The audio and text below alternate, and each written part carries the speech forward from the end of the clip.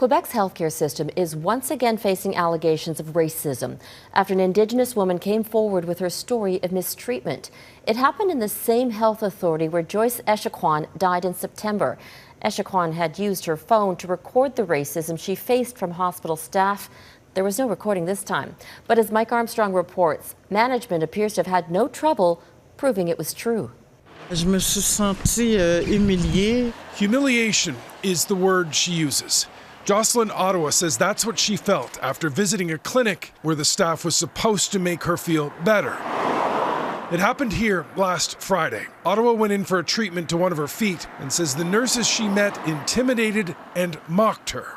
Il y en a une d'entre elles qui m'a dit, est-ce que... She says one of them asked her if she could sing a song in Atikamekw, her Indigenous language. Then one joked she had taken Ottawa's phone to steal her personal information, and then there was a joke about her first name, Jocelyn. Il y en a une qui a vu She mon says nom when one of the nurses saw her name in the file, she said they'd call her Joyce. On va t'appeler Joyce. That apparently being a reference to Joyce Echaquan, the Atikamekw woman who died in hospital in September. The 37-year-old recorded her last moments before dying.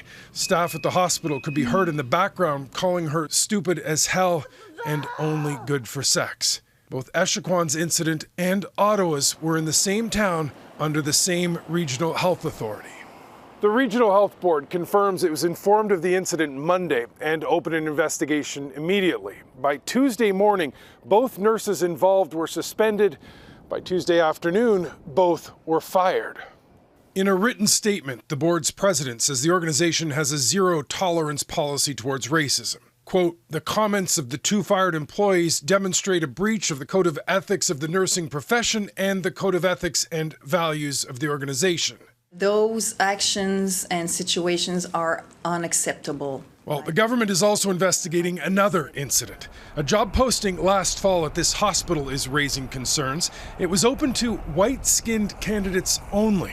The staff was apparently having trouble with a patient suffering from dementia who could be violent towards visible minorities. There are questions whether the intent was racist, but the posting did violate the rights of employees who could not apply due to the color of their skin. Mike Armstrong, Global News, Joliette, Quebec.